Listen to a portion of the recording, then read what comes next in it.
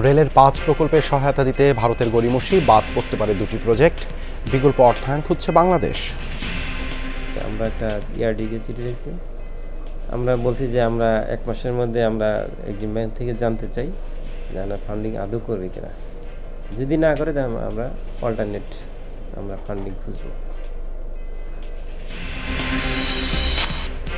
ভারতে ইন্টারনেট ট্রানজিটের প্রস্তাব নাকচ পিটিআরসির, ব্যান্ডউইথ রপ্তানির সুযোগ তৈরির আশাবাদ, ডেটা সেন্টার স্থাপনে আগ্রহী হবে টেক জায়ান্টরা। সুষ্ঠু নির্বাচনের জন্য কেবল প্রয়োজনীয় সংস্কার চায় বিএনপি জামায়াত। প্রয়োজনীয় সংস্কার তার আমরা পক্ষে, তার জন্য আমরা কাজ করেছি, করব ভবিষ্যতে।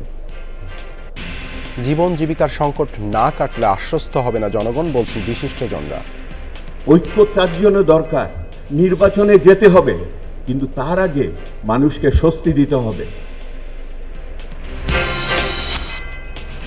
মাওয়া এক্সপ্রেসওয়ের দুর্ঘটনায় ছেলে সহ প্রাণ হারানো রেশমা ছিলেন অন্তঃসত্ত্বা।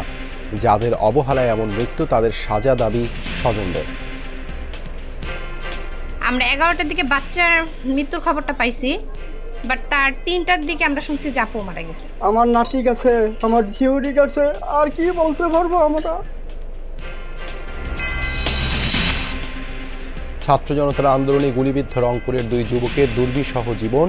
একজন উঠেছেন শ্বশুরবাড়ির জরাজীর্ণ কক্ষে, অর্থাভাবে চিকিৎসা ব্যাহত আরেকজনের। পায়ের মধ্যে গুলি লাগে, পুলিশের গুলি লাগার পরে আমার পায়ের হাড় ভেঙে যায়। 10,000 টাকা লাগে আমাদের, সরকারিভাবে আমরা কোনো সহযোগিতা পাইনি, কখনো কোনো চিকিৎসাপাতি পাই নাই, কোনো সহযোগিতা পাইনি সরকারের কাছে। সেই অসহায়ের কাছে আর ওই অসহায় রাশি পলছে, আমি আর চাবো কি আর পাবো কি।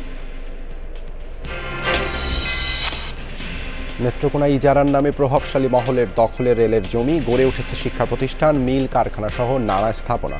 নির্বিকার কর্তৃপক্ষ।